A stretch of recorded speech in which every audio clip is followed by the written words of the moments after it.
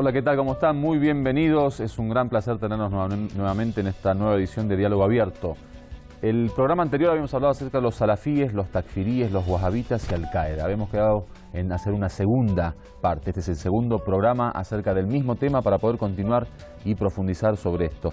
Pero quedaron preguntas como de dónde viene su salvajismo, sus políticas terroristas que son tan ajenas al Islam. ¿Qué podemos decir de las creencias wahabitas contra la Shia y la visita a las tumbas? Y otros muchos temas que tocaremos, como siempre, con el Sheikh Abdul Karim Paz, a quien aprovecho para saludar y dar la bienvenida. Salamu alaikum, Sheikh Abdul Karim. Alaikum salam wa rahmatullah. Bueno, este tema ya lo habíamos tocado en un programa anterior y como habían quedado algunos temas sin responder, quisimos hacer una segunda parte. El tema es salafíes, takfiríes, wahabitas y Al-Qaeda. En aquel día habías explicado una introducción especialmente sobre el tema histórico wahabita, habíamos hablado de qué diferencias había entre estos nombres, qué significa salafí, qué significa takfirí, wahabita y Al-Qaeda. Habías explicado por qué el wahabismo es tan enemigo del chiismo, que habíamos dicho de alguna forma ellos presentan su enemistad con toda la comunidad, pero específicamente con el chiismo tienen una enemistad mucho más profunda. Y estuviste hablando también acerca de cuál es el origen del wahabismo, si recuerdas también. Hoy queremos hablar acerca de su salvajismo. O sea, sabemos que grupos terroristas existieron en toda la historia y en todas las religiones y en todas las culturas y en todas las civilizaciones. El terrorismo no es un fenómeno ni exclusivo del Islam ni tampoco moderno. Sin embargo, el terrorismo del wahabismo, el terrorismo de estos salafis y estos takfiríes y grupos como Al-Qaeda, es un terrorismo muy especial. Hay un salvajismo humano. Estuvimos viendo en los últimos tiempos cómo cortan cabezas, por ejemplo, cómo huellan a niños, juegan con las cabezas, cómo comen el corazón, abrían el pecho, agarraban el corazón, lo comían. O sea, eso va más allá de una postura terrorista, de una postura extremista o fundamentalista. Queremos ver ese origen del salvajismo y sus políticas terroristas, que son obviamente tan ajenas al Islam. Sabemos que el Islam es paz, el Islam es pacificación, y el profeta, y todos los profetas vinieron con un mensaje de humanidad. Entonces, ¿cómo se une esta realidad de salvajismo en un grupo islámico? Bismillahirrahmanirrahim. Allahumma salli ala Muhammad wa alihi tayyibin at-tahirin al-ma'sumin. En el nombre de Dios, el clementísimo, el misericordiosísimo. La bendición y la paz sean con el profeta Muhammad, su familia y los grandes mensajeros de Dios. Hay que entender que nosotros, al seguir a los profetas, al profeta Muhammad, Mahoma, conocido como Mahoma, y al resto de los mensajeros, Moisés, Jesús, Abraham, y todos los profetas que hubo a lo largo de la humanidad, todos ellos son representantes de Dios. Y Dios es misericordiosísimo, es clementísimo. Dios ama a sus criaturas, es justo, no oprime en un átomo, dice el Corán, o menos que ello. Y entonces el amor de los padres, el amor de la madre sobre todo, es signo de la misericordia divina. Y Dios es amor y es pacificación, de modo que los profetas fueron todos muy benevolentes, muy tolerantes con los enemigos, muy humanos. Prohibieron, aún en los extremos de tener que defender a los seres humanos y demás y no tener más remedio, y agotando todas las instancias se enfrentaron a los poderes tiránicos, y así todo tuvieron una cantidad de normativas éticas con respecto a estos enfrentamientos, de modo que no se podía, digamos, rematar a heridos, no se podía, digamos, abusar de mujeres, no se podía tomar bienes que no eran ajenos en los lugares, digamos, donde eran conquistados, no se podía destruir los campos, se debía pagar por lo que se consumía. Toda una serie de cuestiones éticas que son extraordinarias y que superan en mucho a las convenciones de Ginebra.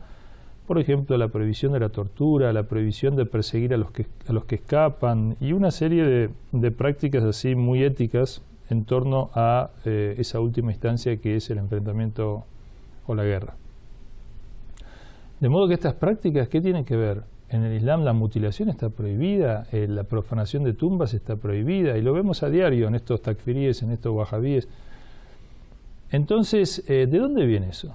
Nosotros tenemos que el profeta, cuando vino, o los imames, digamos los sucesores benevolentes de su casa, de la casa de la familia profética, fueron ellos, por ejemplo, en el caso del imam Hussein, como le da agua a los enemigos, el imam Ali, que prohíbe que le cierren el agua a los enemigos a pesar de que se la habían cerrado a él, la benevolencia con que trata a los vencidos, en el caso de la batalla del camello, cómo trata a los vencidos, etc. De modo que los profetas vienen a educar, vienen a pacificar a los hombres que sin Dios, sin ley, sin conciencia y mediante el abuso de los poderosos han cometido históricamente todo tipo de salvajismo. Tampoco pensemos que el salvajismo es propio de estos takfiríes o lo que están haciendo. Es salvajismo utilizar esos aviones, los drones, digamos, y bombardear aldeas y hacer desastres, o tirar bombas atómicas, o, digamos, invadir países, y todo eso también es un terrorismo y un salvajismo que no difiere, en el fondo, digamos, son todas distintas formas de salvajismo que ni siquiera los animales salvajes lo practican. El hombre se degrada por debajo de los animales. Entonces, ¿de dónde proviene esto? Si no proviene del Corán, no proviene del tratamiento profético, si la mayoría de los musulmanes en el mundo son pacíficos, si la historia del Islam es una historia de civilización, de progreso, de ciencias, de aporte a la humanidad. Y desgraciadamente proviene, entre otras cuestiones, podemos ver el periodo Omeya, el periodo de donde se tergiversa el Islam, donde, digamos, se vuelve a la época previa al Islam, a la Jahiliya, que se llama en árabe, o a la época de la ignorancia. Los omeyas se hacen con el poder, que fueron los archienemigos del profeta, instauran una monarquía y ellos comienzan a hacer todo tipo de atrocidades. Como son de los salafis, como son de los contemporáneos, muchos de ellos del profeta o de las primeras generaciones, y estos, digamos, esta corriente minoritaria que ya explicamos en el programa pasado, digamos, intenta volver a esos momentos de esplendor, porque además ese periodo también coincidió con una expansión del Islam, con unas conquistas, pero muchas veces fuera del espíritu profético, que muchas veces también con una característica de tipo imperialista. Moabia construía grandes palacios y de vuelta se volvía a esas discriminaciones y esas injusticias, opresiones. De modo que en realidad es allí donde, fuera del ejemplo profético y fuera del ejemplo de la familia profética y de los máximos exponentes de la creencia y de los valores islámicos, ellos tomaron estas prácticas y dicen que justamente la severidad o la severidad con los enemigos del Islam es una orden de Dios y hay que ser muy severo y hay que ser muy, muy enérgico y muy, digamos, muy duro y muy intolerante, muy fuerte, y eso le hace bien al Islam para volver a esos tiempos de esplendor del Islam o de expansión. Desgraciadamente han, digamos, puesto este modelo en lugar del modelo profético que el Corán menciona, que dice que tenéis en el profeta un bello y un perfecto ejemplo.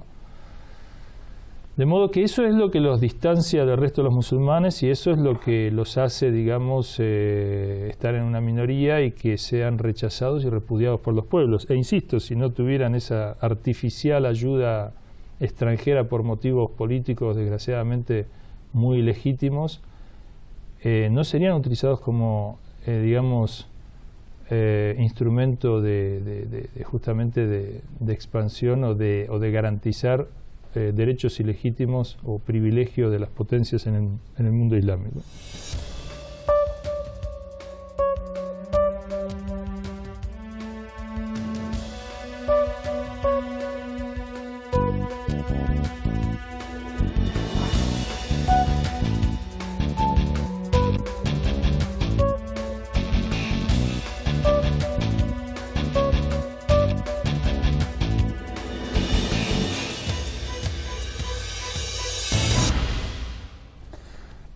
El tema de las creencias de los wahabitas, nosotros en las investigaciones que se hacen generalmente sobre sus creencias vemos que hay una gran lucha en contra de todos los comportamientos que los shias, por ejemplo, hacen, como el tema de la visita a las tumbas, como el tema del rezar sobre la tierra o sobre la piedra, el tema de las súplicas y la intercesión, la visita a los santuarios y a los templos, el tema de los santos y los imames, bueno, toda esta historia que es parte de la cultura de los seguidores de Ahlul Bayt, de la cultura chiita y sunnita. Y sunnita, y sufía, etc. Viene el wahabismo a tratar, digamos, de incredulizar a esta gente justamente por ese tipo de comportamiento y a hacer un llamamiento a un nuevo tawhid, una nueva unicidad divina, un nuevo monoteísmo, que supuestamente todos estos fenómenos estarían en contra de ese verdadero tawhid o monoteísmo. ¿De qué se trata esas creencias, Sheikh Abdul Karim? Eso realmente son concepciones, digamos, totalmente enfrentadas con el Islam y con la historia del Islam y la historia de los sunnas, de los sufis, de los shías. ¿Por qué? Porque, por ejemplo, tomemos el caso de las construcciones, que ellos donde pueden destruyen las construcciones. Han destruido muchísimas construcciones históricas en Irak, en Arabia, en Afganistán, en Meca, en Medina, en Afganistán. Ellos, digamos, mientras toda la humanidad trata de conservar, digamos, todas las huellas del pasado con motivos pedagógicos, con motivos de reconocer, digamos, tanto lo bueno como lo malo, pero, digamos, salvar todo lo que ha sido la trayectoria de la humanidad y todos los legados que han dejado y se esmeran, digamos, ¿no? Y los pueblos más civilizados conservan su memoria como un autoconocimiento, digamos, de dónde venimos, qué es lo bueno que hemos hecho, qué es lo malo, como que quede como memoria y aprendizaje. Ellos se esmeran en destruir todo el pasado, una cosa aberrante que la humanidad y la razón, digamos, internacional, digamos, consideran, ¿no? Por ejemplo, las Naciones Unidas se preocupan por todos los patrimonios de la humanidad, claro, la conservación, etcétera. Los estados, digamos, destinan fondos para la conservación de todos esos lugares. Ellos destruyeron, por ejemplo, la casa del profeta en Meca, la casa de Jadilla, la casa de Abdul Muttalib, la casa de Abbas, la casa de Abu Talib, etc. Han hecho en Medina, destruyeron todos los santuarios y donde han podido. Y si no destruyeron más, porque no lo han dejado, querían destruir también la casa del profeta. Pero si ellos dicen remontarse a los salafis o a los primeros musulmanes no destruyeron esas cosas. Por ejemplo, Omar y Abu Bakr están enterrados junto al profeta en un lugar, digamos, que está construido por encima, y durante 1400 años a los musulmanes no se le ocurrió destruir eso ni otros santuarios. Los imames de las escuelas de jurisprudencia sunna tienen todos sus santuarios. Shafi en Egipto, Hanbal, Hanafi, etc. tienen sus santuarios y la gente, digamos, los visita. La gente naturalmente visita a los santos. Los wahhabis van a decir que estos templos, estos santuarios han caído en objeto de adoración y por lo tanto hay una idolatría allí porque se transforman, digamos, se desvía la adoración única a Dios que se le debe por estos hombres que están enterrados allí, sean profetas o no, o por los santos o por quien sea, los sabios. Pero en realidad el Islam dice que la piedad es el criterio de distinción y valor de un ser humano y cuando queremos, digamos, resaltar o engrandecer los valores de la piedad, los valores, las virtudes humanas y demás, no hay problema, digamos, en darle un realce. Para el resto de los musulmanes, no los wahhabis, los sunnas, la construcción de tumbas en general es makruh, o sea, es algo indeseable para aquellos hombres normales más, pero para los grandes sabios, o los grandes santos, o los grandes imames o profetas, digamos, esto es en todas las culturas además, digamos, el Santo Sepulcro que se dice, o digamos, la tumba de Abraham, o las tumbas, digamos, en general, o lo que es Roma, digamos, la conservación de todos esos lugares, esos son cosas que, digamos, en la medida que ayudan al hombre a conocer a los profetas, a estos modelos, eso realmente, Omar ibn al-Khattab también cuando entró en Jerusalén no destruyó los templos, digamos, no hay ninguna práctica de este tipo. Además, ellos han, digamos, borrado del mapa, digamos, la historia de 1000 años, el comportamiento de los musulmanes, y han dicho que, bueno, a partir de ahora este es el motivo de nuestra decadencia, en vez de ver que el motivo de la decadencia es muy otro, digamos, ¿no? El motivo de la decadencia del Islam tiene que ver con otros temas, la falta, digamos, el alejamiento de la razón, el alejamiento, del ejemplo, de los modelos verdaderos del Islam, la tendencia, digamos, a las cuestiones mundanas, a los poderes foráneos, etcétera, la pérdida digamos, del comportamiento de acuerdo a la sunna, la no aplicación, cerrar el ijtihad, el esfuerzo intelectual por, digamos, profundizar los conocimientos del Islam, etcétera. Entonces, bueno, han caído en este desvío. Y otra cosa también en este sentido es que ellos, digamos, sostienen también que es una forma de idolatría pedir algo a un intermediario, que las cosas se deben pedir a Dios.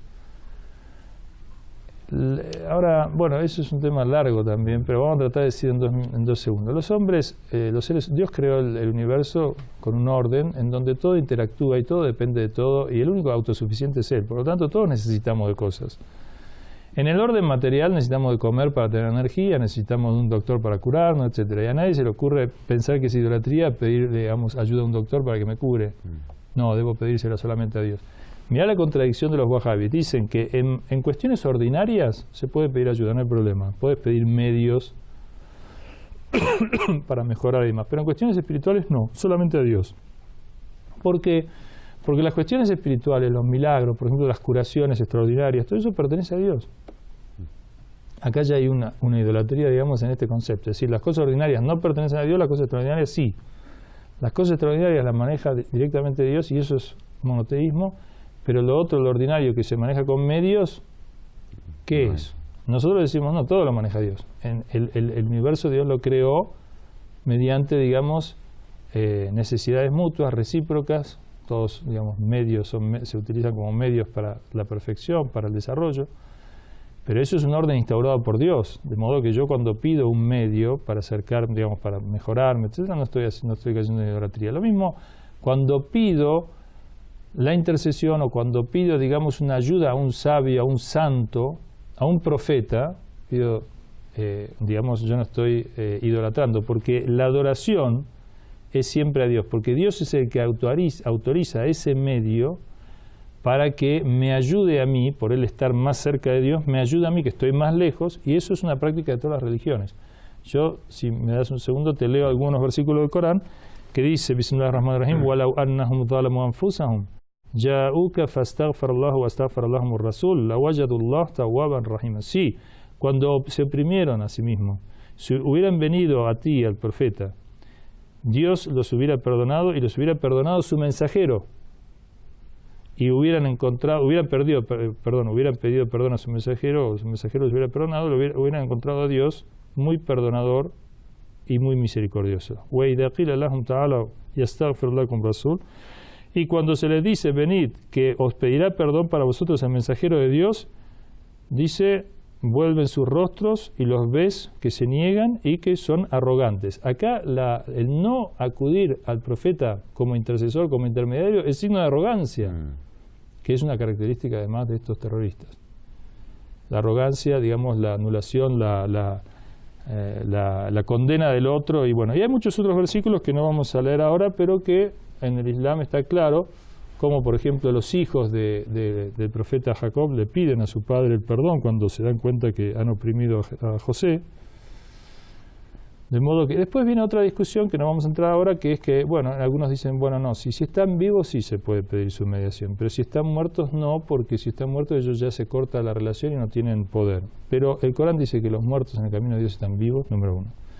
Y número dos, que en el mejor de los casos lo que se podría decir es que pedirle a alguien que no tiene poder es inútil, pero no es idolatría. Idolatría es adorar a un ser independientemente de Dios. Acá está Dios y yo adoro a este hombre o a esta cosa o lo que fuera, porque independientemente de Dios es una fuente de bendiciones para mí. Pero si Dios autoriza a un profeta, digamos, para ayudarme, es siempre la relación es con Dios y este no tiene ninguna independencia y depende. Por eso Jesús cuando resucita un muerto dice con el permiso de Dios. Entonces si yo le pido a Jesús que resucite a mi hijo muerto, no estoy cayendo en idolatría. Sin embargo, con estas excusas bastan para considerarte a vos, a mí o a cualquier otro que piense diferente como incrédulo, y como entonces lícita cortarte la cabeza, digamos, y hacer lo que quieran con vos y con tus bienes, con tus mujeres, lo que fuera, digamos. Una barbaridad.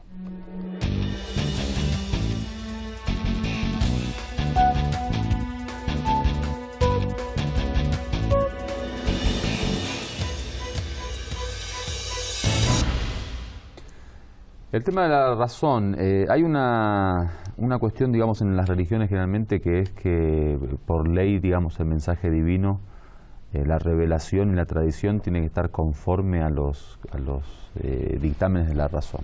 Y especialmente en la escuela de Ahlul Bayt, en la escuela chiita, y en el Islam en general, el espíritu del Corán, el espíritu de la tradición profética es que, al fin y al cabo, la razón tiene un rol fundamental tanto en la percepción de la religión, en la interpretación de la religión, en la aprobación, en la argumentación de la religión. Y sabemos que en la historia del Islam generalmente los sabios se dedicaron mucho a profundizar el tema de la razón y el rol del intelecto en el Islam.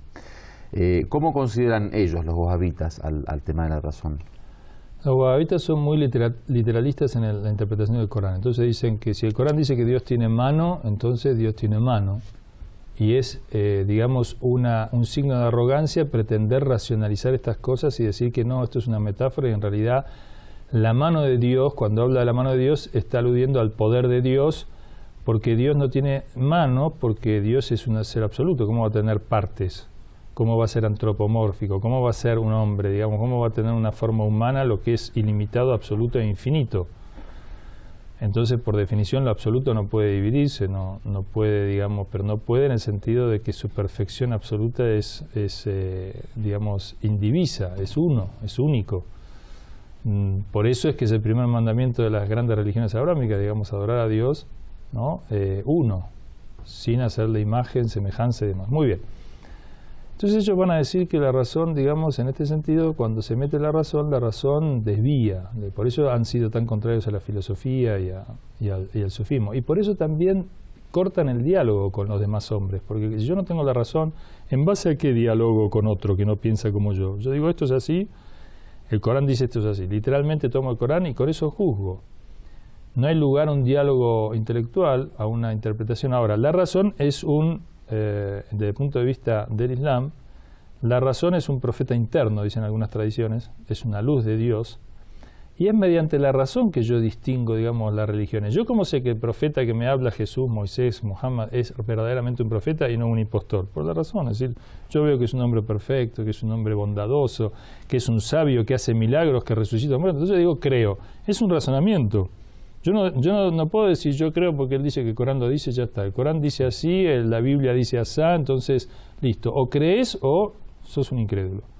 Es una forma absolutamente dogmática y además irracional y fanática de pensar, y eso es lo que desgraciadamente estamos viendo. Lo que es increíble es que esto sea promovido por una civilización como la occidental, o las máximas potencias de esta civilización, no hablemos de todos, no podemos generalizar, pero una civilización que se basa en justamente la valoración de la razón, aunque sea después una razón degradada, una razón meramente tecnológica, técnica, cientificista y no una razón filosófica, religiosa o de fines últimos, lo cierto es que promueva estos grupos, ¿no?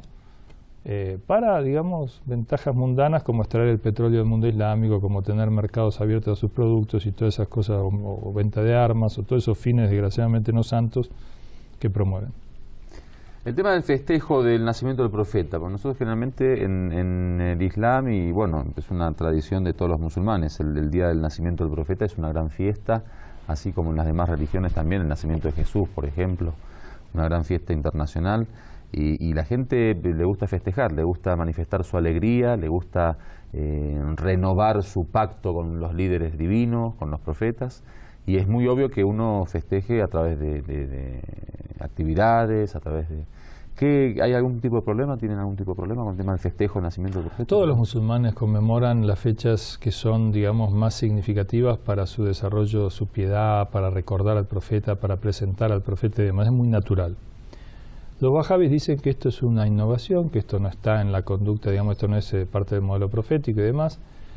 Pero el Islam no se opone a ninguna costumbre que sea benévola, que sea buena, que, digamos, promueva el bien, y el Islam obliga, digamos, a recordar al profeta, a tenerlo como modelo, a expandir el conocimiento, la imitación a él y demás. Y esto se logra con difusión, con estudio. Entonces, aprovechar el nacimiento del profeta como una fecha bendita para recordarlo y dar a conocer sus virtudes y enseñanzas es una bendición que naturalmente los musulmanes han desarrollado a lo largo de la historia. Entonces, ellos son los únicos que se oponen. Pero con esa filosofía deberían oponerse también, por ejemplo, a conmemorar la fiesta nacional de independencia del Reino de Arabia Saudita. Sin embargo, no lo hacen.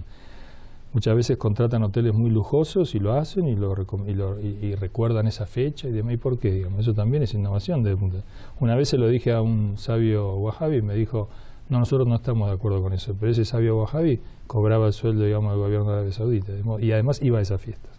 Entonces, digamos, si van a hacer, hay que ser un poco coherente también, ¿no?, en la acción. Y obviamente, si está bien conmemorar una fecha de independencia nacional de un régimen que en todo caso es una monarquía y que podríamos discutir mucho sobre ella, cuanto más, ¿no es cierto?, va a tener significación y valor rememorar la fecha de quien une a todos los musulmanes y inclusive es un bien para la humanidad. Bueno, muchas gracias, señor Abdul Karim. Quedamos al final del programa. Muchísimas gracias a ustedes también por habernos acompañado hasta este momento. Estuvimos hablando acerca de los salafíes, los takfiríes, los wahabitas y Al-Qaeda en esta segunda sección, esta segunda parte de este programa. Ya habíamos visto el primer programa también acerca de las diferencias entre estos nombres, habíamos hablado sobre la definición de esto, el tema histórico del wahabismo. Muchísimas gracias, que Dios los bendiga. Puedan visitarnos en nuestro sitio web www.hispantv.com o a nuestros teléfonos que aparecen en pantalla. Hasta la próxima, gracias.